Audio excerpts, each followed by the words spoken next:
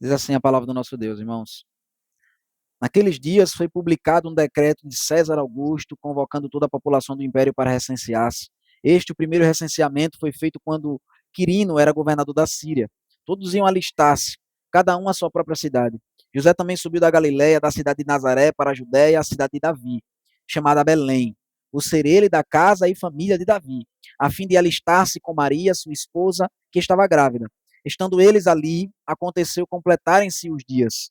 E ela deu à luz o seu filho primogênito, e o enfaixou, deitou numa manjedoura, porque não havia lugar para eles na hospedaria. Havia naquela mesma região pastores que viviam nos campos e guardavam seu rebanho durante as vigílias da noite.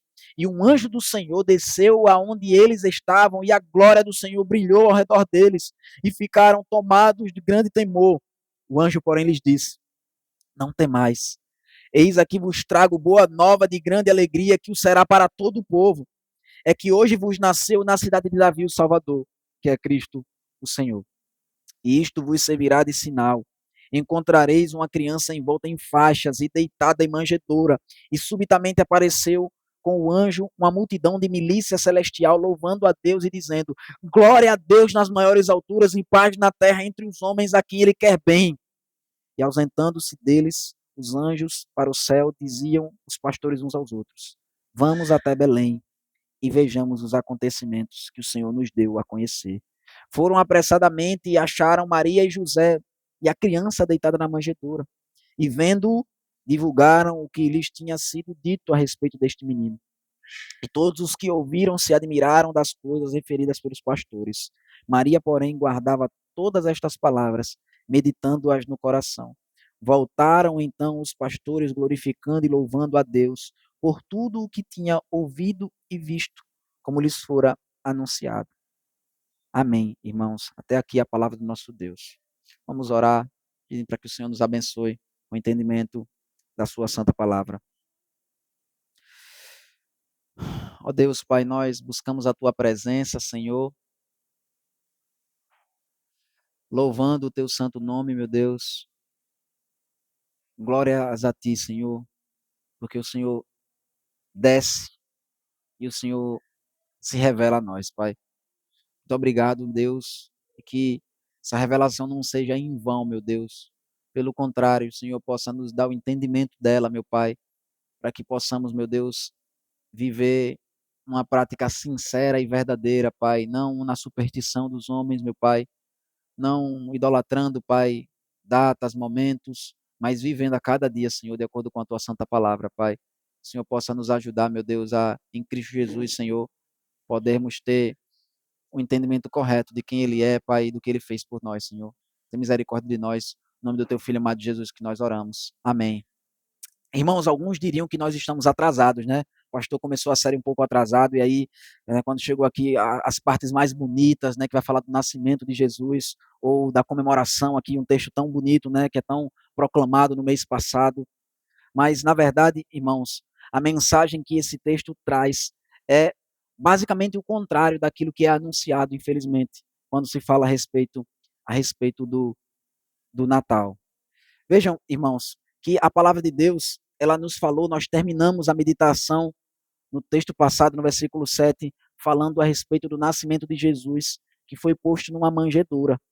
Ele foi posto numa manjedoura, irmãos, não é bonitinha que nem no presépio que é desenhado, que é a maquete que é feita geralmente para que as festas sejam realizadas. Pelo contrário, irmãos, a gente viu que foi num local onde os animais, eles se alimentavam. Um local onde os animais se alimentavam. Esse foi o trono no qual o Rei dos Reis, o Senhor dos Senhores, foi colocado. E vejam quem são os convidados para essa festa. Porque, como nós vimos, não houve local para eles na hospedaria, não houve local para eles num local adequado, ou seja, onde os homens seriam colocados, onde as pessoas naturalmente, por empatia, colocariam. A gente viu que a revelação, a descrição do nascimento de Cristo é muito inferior à descrição do nascimento do próprio João Batista, que é aquele que vai anunciar a mensagem do Senhor. E isso é deixado de modo claro dessa forma, irmãos, para que a gente saiba que João Batista ele pode ser recebido com alegria, porque Jesus Cristo ele nasceu no estado de humilhação, porque Jesus Cristo estava tomando sobre si as iniquidades tanto de João Batista como de todos os outros homens que pertencem a ele. Mas vejam, irmãos, obviamente Deus não poderia deixar passar em branco um evento tão glorioso, o evento mais glorioso, se a gente puder assim dizer, o nascimento mais glorioso, um nascimento esperado pelos séculos dos séculos. E ele então traz convidados de honra para que possam participar, para que possam celebrar esse evento. E a gente vê então quem são esses convidados de honra. Irmãos, o versículo 8 vai nos dizer que naquela mesma região, ou seja, ali nas redondezas de Belém, pastores que viviam no campo e guardavam o seu rebanho durante as vigílias da noite. Pastores, irmãos, são as pessoas que são chamadas por Deus para testemunharem a respeito do nascimento do seu filho. E por que isso é interessante, irmãos? A gente pode fazer uma relação aqui. Talvez esses pastores pudessem estar nos mesmos locais, no mesmo local, talvez, onde Davi foi esquecido pelo seu pai. Quando Davi estava pastoreando ovelhas, e o Samuel então foi lá para eleger, para ungir o rei dos judeus, que seria Davi, que Deus havia mandado ele lá, e o seu pai Jessé havia se esquecido do seu filho, ele estava lá cuidando das ovelhas. Veja que apesar de a gente ter já o exemplo bíblico de um pastor que havia se tornado rei, na época aqui no primeiro século, na época em que Jesus nasceu, o pastor de ovelhas, ele era considerado uma das piores profissões. Na verdade, nos escritos judaicos, é dito que é uma das profissões que você não deve incentivar que o seu filho tenha. Pelo contrário, você deve fazer com que ele busque outras profissões, mas essa não.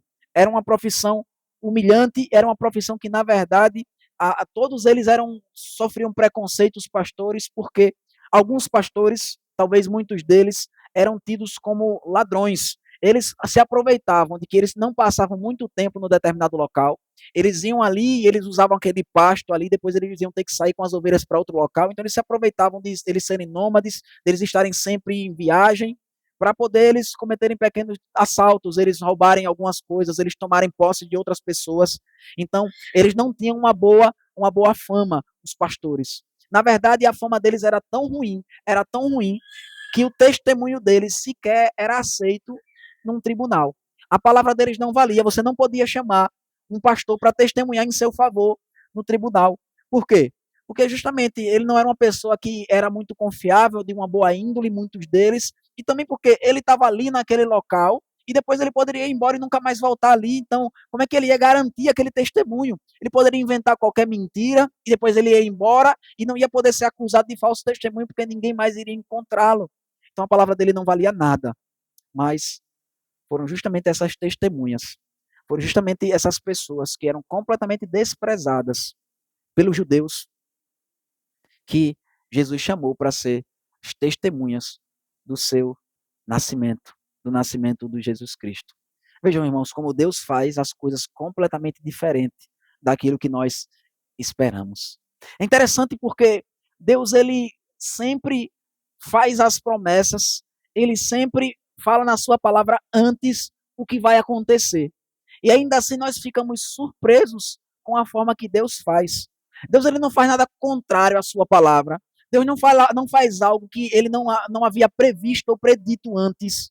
Mas ao mesmo tempo, irmãos, ele faz de um modo que sempre nos surpreende.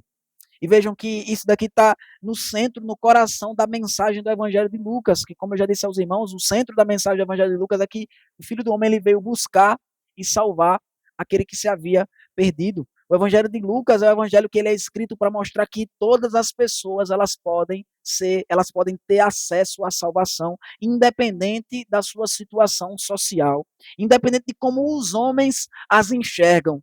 Pelo contrário, o Evangelho de Lucas veio mostrar que Deus ele tem preferido, que se a gente for analisar a forma que ele agiu desde que seu filho veio ao mundo, e a gente pode analisar isso também na história da humanidade, Deus ele sempre dá preferência e privilégios, irmãos, para aqueles que são mal vistos na sociedade, para aqueles que são desprezados pela sociedade. Por quê, irmãos? Porque algumas pessoas, por elas não terem nada, significa que elas são mais dignas do evangelho, significa que por serem pastores, por você ser desprezado, isso torna você digno. Será então que a salvação ela vem por meio do sofrimento? Será que a salvação ela vem por meio de nós nos abstermos das coisas? Não, irmãos, é para que ninguém consiga encontrar o mérito em nós, mas veja que o mérito é completamente de Deus. Não é porque eles são pastores que eles são mais merecedores, mas por eles não serem dignos, claramente indignos, eles podem ser salvos, eles podem ser privilegiados, sem que ninguém atribua a eles mesmos aquilo que Deus está fazendo. E é assim exatamente com todos os homens, irmãos. Todos nós somos pecadores. E o nosso testemunho é indigno.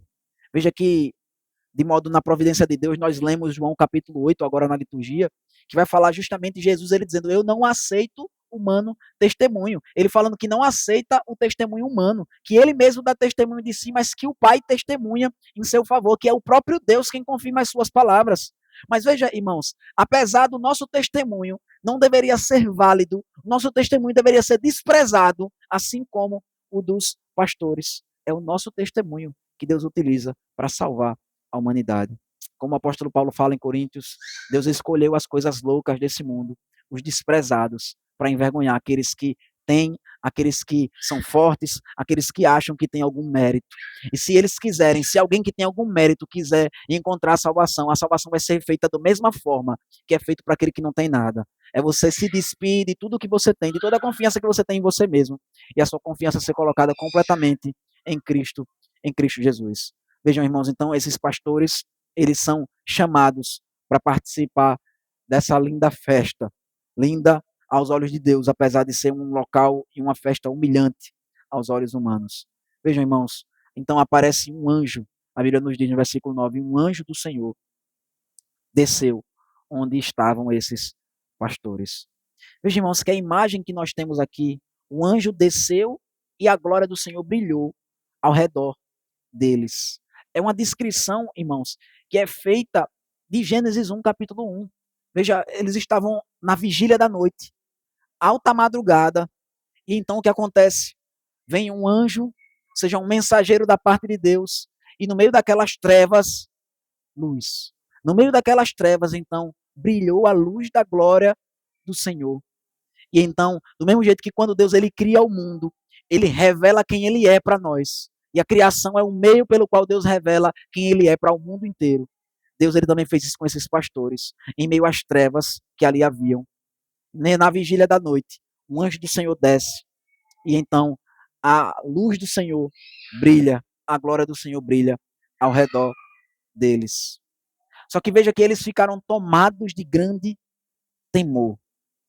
E é para um lembrete para nós que, por mais que esteja fazendo a referência a Gênesis 1, também, logo depois de Gênesis 1, a gente vai se deparar com Gênesis 3, que o homem caiu em pecado. Que a presença de Deus, irmãos, ao invés de trazer conforto e paz ao coração do homem de modo imediato, por termos sido criados à imagem e semelhança dele, na verdade, a presença de Deus nos traz temor, porque nós estamos em inimizade, nosso estado natural é de inimizade contra Deus. Então, esses homens, eles se enchem de temor. E veja que essa é a terceira aparição do anjo, irmãos. No Evangelho de Lucas, o anjo apareceu para Zacarias, o anjo apareceu para Maria, e o anjo aparece aqui também para esses pastores. E a gente está vendo que o evangelho está se expandindo, porque ele estava apenas nos sacerdotes ali com Zacarias, né? Quando a mensagem foi dita para Zacarias, foi dito, olha, eu vim trazer o evangelho para você, eu vim trazer boas novas para você. Então estava entre os sacerdotes, aqueles que teoricamente estavam mais próximos de Deus por trabalhar no templo. Depois então se estende para uma moça virgem, e então finalmente chega a outras pessoas agora que não fazem mais parte daquela família. Não é mais apenas uma família ali, a família de Zacarias, e Maria nós sabemos que é parente de Isabel, então de alguma forma ainda estava ligada, um parente mais distante, mas ainda ligado àquela família. Agora nós vemos pessoas que não estão ligadas diretamente, ou de um modo mais próximo àquela criança que nasceu, elas se alegrando. Viu que no nascimento de João Batista, irmãos, nós vemos que vizinhos e parentes são citados no capítulo passado como participantes ali daquele momento. Mas no nascimento de Jesus, pessoas mais distantes são chamadas para perto, para poder testemunharem o nascimento do Salvador. Não apenas para trazer alegria para a sua família, irmãos de sangue, não apenas para trazer alegria para a sua mãe, que teve esse privilégio de ser a mãe do Salvador, não apenas para trazer essa alegria para Zacarias e para Isabel, foram pai e mãe daquele que veio anunciar o Salvador, mas a salvação que Jesus Cristo veio trazer, ela alcança a todos nós, a todo o povo de Deus, irmãos. Veja que o anjo, então, diz, não tem mais. Primeira coisa que o anjo diz é, não tem mais. E eu sempre me impressiono, irmãos, e para mim esse não tem mais já é o anúncio do evangelho. Sempre que um anjo aparece na Bíblia e diz para os homens não temerem, já é o anúncio do evangelho. Porque os anjos foram aqueles que foram colocados na porta do jardim do Éden para fazer separação entre Deus e o homem, aqueles que guardavam a presença de Deus depois que o homem se tornou pecador. E agora os anjos, que era uma figura que deveria nos causar temor, porque eles foram colocados ali para nos lembrar de que nós não podemos entrar na presença de Deus. Agora eles vêm até nós para dizer que nós não precisamos mais temer, de que nós não precisamos temer, porque Jesus Cristo ele veio para nos reconciliar com Deus. Jesus Cristo ele veio para abrir um caminho novo, um caminho maravilhoso, um caminho no seu sangue, em direção ao Pai. Veja, então o anjo lhe diz, irmãos, a esses homens, não temam, não temais. Isso é uma ordem, vocês não precisam temer, não temam, porque eu vos trago o evangelho. Eu vos trago boa nova de grande alegria, que o será para todo o povo. Veja, eu vim trazer um anúncio, que privilégio vocês que são insignificantes. Vocês são aqueles que estão recebendo em primeira mão o anúncio do evangelho. Veja, irmãos, que Lucas, como eu sempre tenho falado para os irmãos, a gente deve ler Lucas, irmãos, junto com Atos. A gente deve entender que as duas mensagens estão entrelaçadas, é o mesmo autor, e ele está fazendo uma conexão aqui entre o que Cristo fez na terra e o que os discípulos de Jesus Cristo eles fizeram na terra. Que, na verdade, o ministério dos apóstolos é uma continuação de Jesus Cristo trabalhando agora no céu, através do seu Espírito, no poder do Espírito Santo na vida dos discípulos, dos seus apóstolos. E a gente vê, irmãos, que é exatamente a mesma coisa que acontece em Atos. Quem que vai anunciar o evangelho em Atos, irmãos? São justamente os pescadores, os desprezados da Galileia, que vão anunciar o evangelho para o mundo. E aqueles poucos homens, eles são responsáveis, são aqueles as testemunhas principais que Deus colocou aqui nesse mundo para anunciar e para proclamar o evangelho do seu filho. E aí o que Lucas está mostrando aqui para a gente, olha, desde o início foi assim, desde que Jesus ele veio ao mundo já foi assim. As pessoas que tiveram o privilégio de serem as primeiras testemunhas, de ouvirem o evangelho em primeira mão, foram justamente os desprezados. Foi um sacerdote estéril, foi uma moça de uma cidade lá do interior, do mais interior possível, num local desprezado, porque de Nazaré não vem nada bom. E são os pastores desprezados. E então, eles ouvem a mensagem do evangelho. Ele diz, não temam, porque vocês vão receber uma mensagem, uma boa nova de grande alegria. E mais uma vez, irmãos, a alegria é citada, porque desde primeira passagem que nós vemos, a palavra alegria sempre tem aparecido. Nós vemos que foi isso que o anjo disse para Zacarias, ele disse, olha, o teu filho trará alegria a muitos.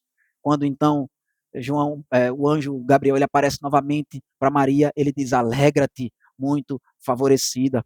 Quando então Maria ela vai se encontrar com Isabel, o filho dela no seu ventre, João Batista, ele se estremece de alegria. Isabel exulta em alegria. E Maria diz, a minha alma engrandece ao Senhor e meu espírito se alegrou em Deus, meu Salvador. Então a alegria que tem preenchido todo o evangelho de Lucas, irmãos. É tanta alegria, porque esse deve ser o sentimento, irmãos, que deve preencher os nossos corações, o coração dos cristãos. Veja, o que o anjo está dizendo aqui para esses pastores é que eles devem se alegrar, porque eles estão recebendo essa notícia do evangelho, irmãos.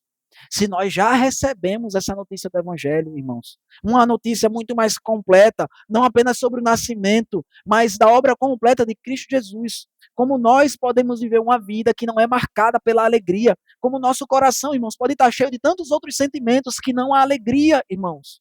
Veja, é Deus se fazendo carne, é Deus descendo e vindo até nós e se tornando um de nós. Veja que é a mensagem que eu e você nós devemos guardar e que nós devemos transmitir, nós iremos transmitir por conta da alegria que não consegue ser contida em nossos corações. É tanta alegria, irmãos, que o evangelho deve causar em nossas vidas, que isso deve transbordar para as outras pessoas à nossa volta. Veja, irmãos, talvez, como eu falei na semana passada, né, a gente deveria mudar o assunto das nossas conversas. Ao invés das reclamações e as murmurações marcarem as nossas conversas, a alegria, a alegria e a transmissão da alegria deveria ser aquilo que nós devíamos falar com as pessoas à nossa volta. Mas veja, o evangelho não é simplesmente uma mensagem de alegria, irmãos, indiscriminadamente. Não é simplesmente dizendo para que eu e você nós devemos ser alegres, não é para que nós tenhamos pensamentos positivos, não é para que nós vivamos num ambiente natalino onde parece que ninguém pisa no pé de ninguém, onde não há dor, não há sofrimento. Não, irmãos, a alegria é justamente causada pela morte. Veja que o nascimento de Jesus Cristo, irmãos, ele só faz sentido porque Jesus Cristo ele vai morrer para pagar pelos nossos pecados. Veja que as pessoas querem no Natal estarem falando do nascimento de Jesus, do nascimento de Jesus, do nascimento de Jesus, e isolam isso da mensagem completa do Evangelho, que desvirtua tudo. Veja, o Natal, essa comemoração, essa data comemorativa, além da sua origem pagã, toda ela que ela tem, mas veja, se tornou simplesmente um atrativo turístico na igreja para os ímpios. Os ímpios, eles vão lá e eles vão gostar daquele momento. É um atrativo cultural que nós fazemos para que os ímpios possam vir. A gente enfeita a igreja, a gente faz um bocado de coisa para receber eles. Muitas vezes eles nem ouvem sobre que tipo de homem esse menino que nasceu se tornou. Veja que a mensagem do evangelho está clara desde o início, irmãos. Veja, quem foi que nasceu? No versículo 11. Essa mensagem que é para ser dada a todo o povo. No versículo 11 é dito: é que vos nasceu hoje, na cidade de Davi, o Salvador, que é Cristo, o Senhor. Existe um livro muito bom que é escrito apenas nesse versículo, apenas na parte final desse versículo, que vai falar que muitos querem receber Jesus como seu Salvador, mas não querem receber Ele como seu Senhor, o que é impossível, irmãos. A gente não pode receber Jesus Cristo apenas como Salvador da nossa vida. Irmãos, eu ouvi uma mensagem, uma pessoa pregando num ônibus ontem, e eu quase que eu choro da atitude maravilhosa que aquele homem teve no ônibus, ele pregando o evangelho, e uma pessoa foi lá e bateu no rosto dele, e ele virou o outro rosto, e disse assim: me abençoe desse lado também, me abençoe desse lado também. E aí terminou que no final do vídeo, o cara que bateu deu uma tapa no outro já estava chorando junto e tinha aceitado Jesus, aceitado o evangelho. Por mais que tenha sido uma atitude bonita, irmãos, que o homem fez, uma demonstração ali na prática, né, de como nós devemos ter o nosso coração nas coisas do alto, que esse mundo não nos afete. Mas o evangelho que aquele homem estava pregando era um evangelho só do amor, do amor, do amor, do amor, que não fala do pecado, que não fala da mudança de vida, da necessidade, irmãos, que nós temos de nos arrependermos do nosso pecado. E quando a gente fala que nós devemos nos arrepender do nosso pecado, irmãos, significa que a nossa vida precisa ser completamente transformada. Veja, se Jesus Cristo é o Senhor da nossa vida, irmãos, a nossa vida deve ser marcada pelo arrependimento e pela vontade dele sendo feita em nosso meio. E a mensagem que muitas vezes é proclamada, irmãos, em nome de Deus. O nome de Deus é usado. O nascimento de Jesus é usado. As boas novas são ditas como boas novas, mas na verdade ela não vai trazer salvação. Imagina se Jesus apenas tivesse nascido. Se Jesus apenas tivesse nascido, irmãos, se ele não tivesse ido para a cruz do Calvário, pagar pelos nossos pecados, o que é que seria de nós, irmãos? De que adiantaria, irmãos, um menino lindo nascer numa situação tão humilde, que faz com que a gente se compadeça ele ter nascido numa manjedoura? Do que adiantaria? Veja que esse é o sinal do evangelho. É isso que é dito no versículo 12 pelo anjo. Ele diz: isso vos servirá de sinal. Encontrareis uma criança envolta em faixas e deitada em manjedoura. Vejam, irmãos, todas as vezes que o anjo apareceu aqui no evangelho de Lucas, ele deu um sinal.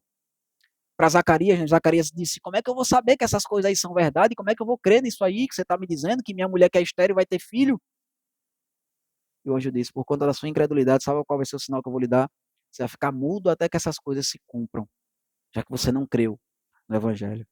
Para Maria, que havia crido no Evangelho, irmãos, ainda assim, o anjo ele faz questão de dar um sinal. Ele diz: sabe qual é o sinal de que você vai conceber e vai dar luz, um menino, mesmo virgem? É que aquela que era dita como estéril, ela concebeu e já está no 6º mês. Ela foi lá para ver o sinal que o anjo tinha dado para ela, que foi Isabel, que estava já no 6º mês de gestação. E para o nascimento do menino, para o nascimento de Jesus Cristo, irmãos, o sinal que é dado aos pastores é um sinal inesperado, incomum.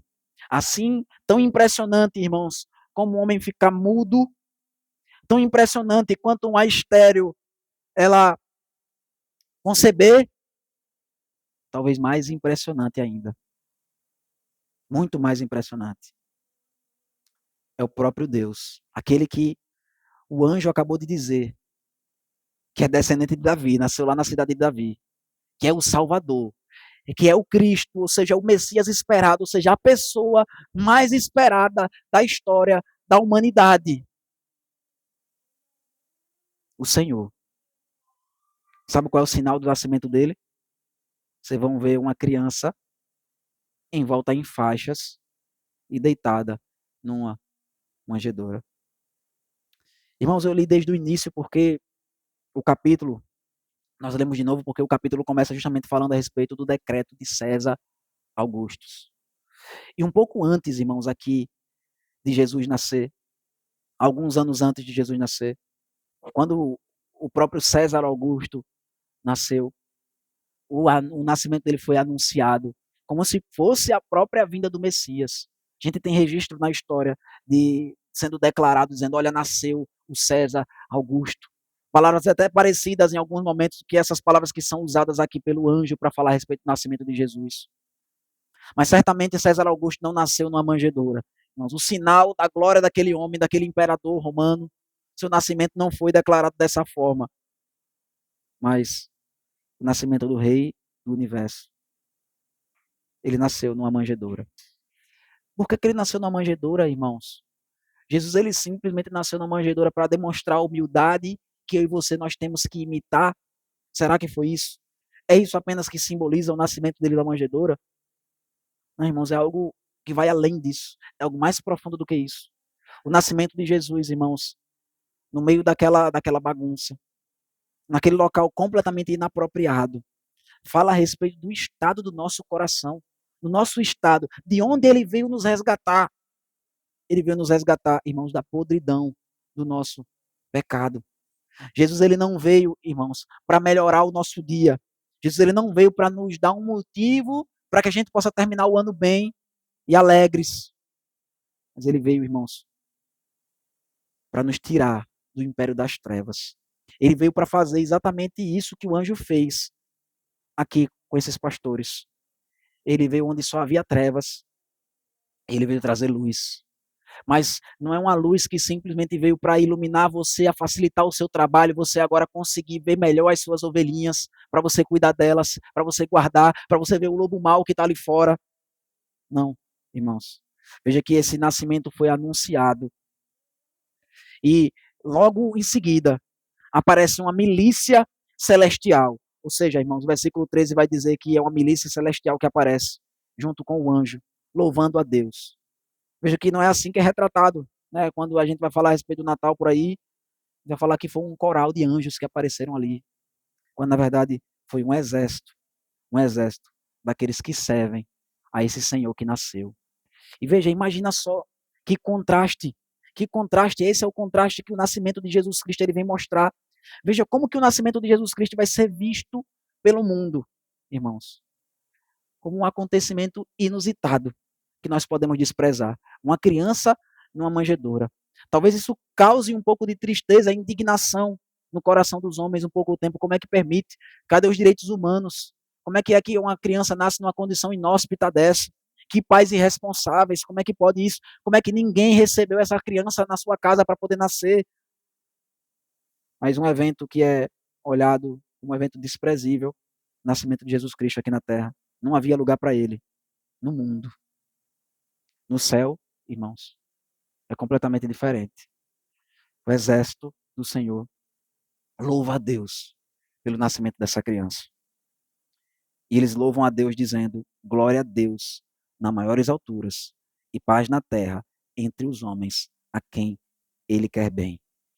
E a gente vê mais uma vez um louvor que Lucas descreve. Né? Nós já tínhamos visto o cântico de Maria, nós já tínhamos visto o cântico de Zacarias. Nós podemos dizer até que, de certa forma, também é um louvor, um cântico que Isabel fala quando Maria entra em sua casa. E aqui nós vemos um cântico celestial, os anjos, a alegria e o louvor, irmãos, sempre juntos, para falar a respeito do nascimento de Cristo. E o cântico desses anjos, irmãos, é tão curto, mas descreve de um modo tão perfeito o evangelho. Porque o que é que o evangelho faz, irmãos? Ele traz a glória, a maior glória que alguém pode conseguir enxergar da parte de Deus. É glória a Deus nas maiores alturas. Não tem como Deus ser mais glorificado do que isso, do que no evangelho. E não tem nada, não tem outra coisa que vai poder trazer paz na terra para os homens a quem ele quer bem. Mas veja, irmãos, que é uma mensagem que também não é muito lembrada no mês passado. Veja que, se a gente voltar um pouco no versículo 10, quando o anjo falou para os pastores, ele disse que vai trazer novas de grande alegria, que será para todo, ele diz, o povo. Ele coloca um artigo aí para dizer que é um povo específico. Não é qualquer povo, é aquele povo que ele está falando. Que povo é esse, irmãos? Ele está falando aqui a respeito do povo de Deus. Ele está falando, se a gente for olhar no contexto aqui, Maria, quando ela foi exaltar a Deus pela sua gravidez, ela diz, Deus cumpriu as promessas que fez ao seu povo, Israel. Zacarias, da mesma forma, quando ele vai louvar a Deus, ele fala também do povo de Deus, o Israel. E aqui, então, quando o anjo vai anunciar também esses pastores, o evangelho é abrangente. Irmãos, não é apenas para a família de Jesus, mas é para o povo de Deus apenas. Ele diz, é para todo o povo de Deus. E aqui então eles dizem glória a Deus nas maiores alturas e paz na terra entre os homens a quem ele quer bem. São aqueles homens, irmãos, aqueles que se arrependerem verdadeiramente dos seus pecados, aqueles que colocam toda a sua confiança em Cristo, aqueles que reconhecem, irmãos, que é na manjedoura, não é no trono, que a gente vai encontrar aquela salvação, irmãos. Não é buscando a exaltação nesse mundo, mas é buscando aquele que se humilhou e foi humilhado nesse mundo. É que nós vamos encontrar a salvação. Veja, a paz na terra, ela é uma consequência, irmãos, de Jesus Cristo. Ele ter sido justamente essa pessoa desprezada. Sempre que nós vemos, irmãos, o desprezo que Jesus recebeu, desde o seu nascimento até a sua morte. Ele foi rejeitado pelos homens, ele foi traído pelos seus. Ele veio para os seus e os seus não receberam. Ele foi alvo de mentiras, de injúrias, ele sofreu fisicamente, não houve lugar para ele na hospedaria. Ele foi batizado para tomar sobre si os nossos pecados. A mesma água em que João Batista lavava as pessoas do seu pecado, aquela água que simbolizava a lei que estava suja pelo nosso pecado. Jesus foi lá não para deixar os seus pecados, porque ele não tinha. Ele veio para tomar os nossos pecados sobre ele. E então, irmãos, por isso que eu e você a gente pode ter paz. Por isso que pode haver paz na terra, entre os homens, a quem o Senhor quer bem. Já nessa época, irmãos, a paz era conhecida como a paz do Império Romano, que era uma paz que era adquirida através de guerras, e no Império Romano era um tempo de completa paz, irmãos. Na época do Império Romano, eles tinham, né, o que era chamado de a paz romana, que fazia com que não houvessem revoltas. Se a gente se lembrar, até no próprio livro de Atos vai falar sobre isso, até no Evangelho também de João vai dizer sobre isso. Olha, cuidado, a gente não pode fazer uma revolta aqui, porque os romanos eles não permitem revoltas. Né? Quando Jesus ele ressuscitou Lázaro, eles disseram, olha, não, vamos com calma ainda, não faz uma revolta não, porque senão os romanos vão vir aqui. Eu mesmo é dito no livro de Atos, dizer, olha, a gente não pode fazer uma revolta aqui, lá na cidade de Éfeso foi dito isso, senão a gente vai ser acusado de sedição pelo Império Romano. Era uma paz que era imposta pelo Império, que foi conquistado através da guerra e da imposição de uma ditadura romana.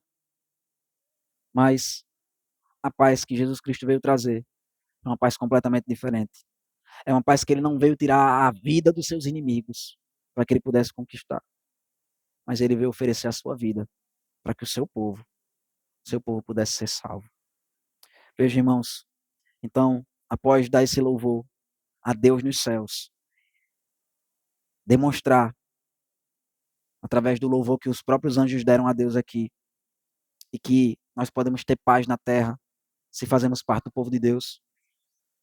É dito que os anjos se ausentaram e os pastores diziam uns aos outros: vamos até Belém e vejamos os acontecimentos que o Senhor nos deu a conhecer. Veja, irmãos, que o evangelho não é algo simplesmente para nós ouvirmos. O evangelho é que vai requerer de nós uma ação, uma atitude.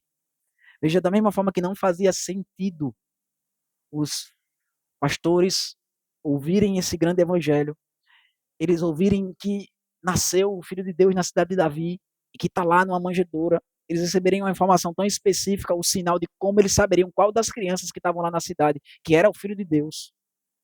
Não faria sentido eles ficassem aqui parados. Imagina, irmãos, eles estavam ali em trevas e veio luz sobre eles. E agora a luz foi embora. O que é que eles vão fazer? Eles vão ficar ali em trevas. Eles vão continuar nas trevas que eles estavam, apenas com uma boa notícia em seus ouvidos. Não, irmãos, eles se levantaram. Eles se dispuseram. E a gente não sabe aqui, eles não se preocuparam com o que é que ia acontecer com as ovelhas aqui, a gente não sabe o que aconteceu com elas, não importa. Eles disseram uns aos outros: vamos até Belém e vejamos os acontecimentos que o Senhor nos deu a conhecer. Ou seja, a gente vai experimentar, a gente vai testemunhar de perto o que Deus já nos deu a conhecer. Eles não foram na incredulidade, irmãos, como Zacarias, dizer: será que foi isso mesmo que aconteceu? Não, eles foram juntamente com Maria em fé, sabendo que a palavra de Deus é verdadeira. Eles disseram: vamos ver o que o Senhor já nos fez conhecer. E eles foram apressadamente. Veja, irmãos, que o evangelho ele requer de nós uma resposta imediata. Não é para que eu e você daqui a algum tempo, daqui a alguns dias, algumas semanas, alguns meses, a gente decida que vamos mudar de postura.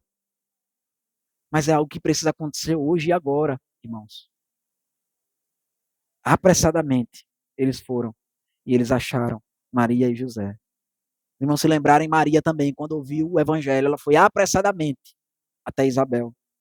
E os anjos agora vão apressadamente, perdão, os pastores agora vão apressadamente até Maria e encontram José e a criança deitada na manjedoura.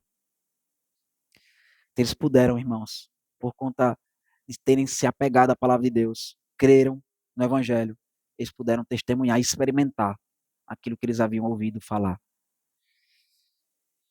Mas veja, o evangelho não vai ser algo que você vai ouvir e você vai apenas querer buscá-lo, mas você também vai querer transmiti-lo. Foi isso que os pastores fizeram. E vendo, versículo 17, divulgaram o que lhes tinha sido dito a respeito deste menino. Eles saíram contando, falando a respeito da salvação que havia chegado. O Messias finalmente havia chegado, irmãos. Ninguém, irmãos, estava mais esperando. O povo de Deus já tinha se desviado, muitos estavam distantes do Senhor. Ninguém mais esperava mais o cumprimento dessa promessa. Tanto tempo já que Deus falou a Abraão, tanto tempo já que Deus falou a Davi, tanto tempo já que Deus falou a Moisés, que Deus falou aos profetas, tanto tempo. Quem é que ia esperar agora a salvação, uma hora dessa? Mas os pastores vieram falar: finalmente, se cumpriu. Eu trago boas novas de grande alegria para todos vocês. E a gente vê, irmãos, que esses homens que deveriam ser completamente desacreditados porque eram pastores, mas o fato deles serem desprezíveis, o fato das pessoas naturalmente não quererem ouvir o que eles tinham para dizer, que testemunharam, não impediu, irmãos, porque o poder do evangelho em nossas vidas, ele vai ser maior do que o desprezo que as pessoas podem ter por nós, irmãos. Maior do que os nossos pecados, maior do que as nossas falhas, imperfeições. Eles se admiraram, porque não pareciam pastores comuns. Não pareciam pastores qualquer querendo nos enganar. Porque não faz sentido os pastores quererem falar uma mensagem dessa. Olha que mensagem. A gente estava lá e deixamos as nossas ovelhas lá. no pasto, porque a gente ouviu que tem um menino numa manjedoura, a gente chegou e está lá, e ele está aqui. Está aqui o menino na manjedoura.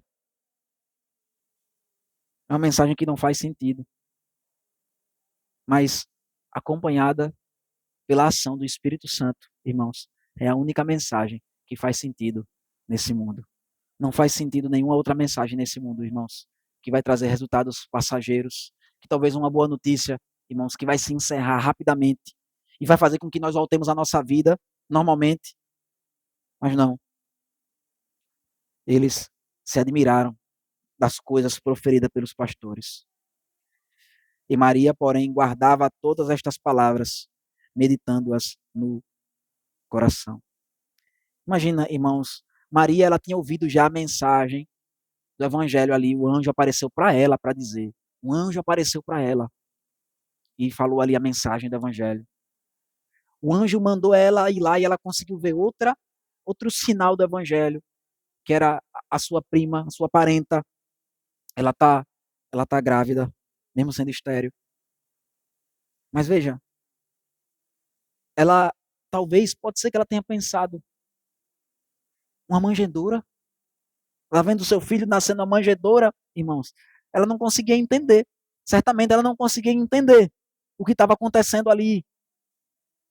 Mas aí vem então os pastores dizendo: é ele mesmo.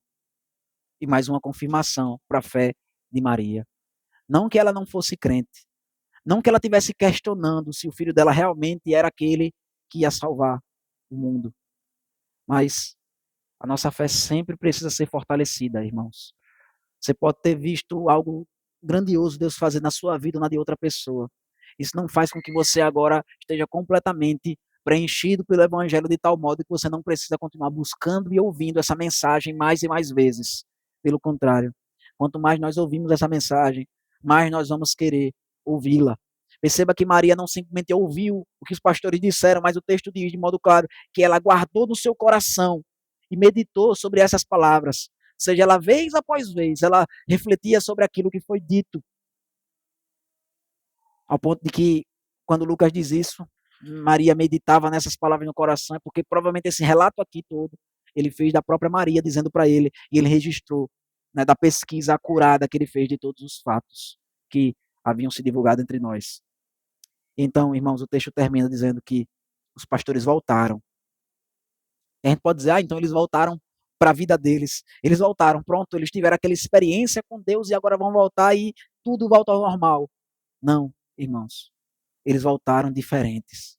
A Bíblia diz, eles foram apressadamente, eles foram crendo, mas eles voltaram glorificando e louvando a Deus por tudo que tinham ouvido e visto, como lhes fora anunciado. Irmãos, vejam, esses pastores ouviram o evangelho em meio às trevas que eles estavam. Eles agiram por conta daquela mensagem que eles tinham ouvido. Foram lá e tiveram uma confirmação da fé deles. Eles divulgaram aquilo que eles viram e ouviram. E eles voltaram transformados. Eles voltaram glorificando e louvando a Deus.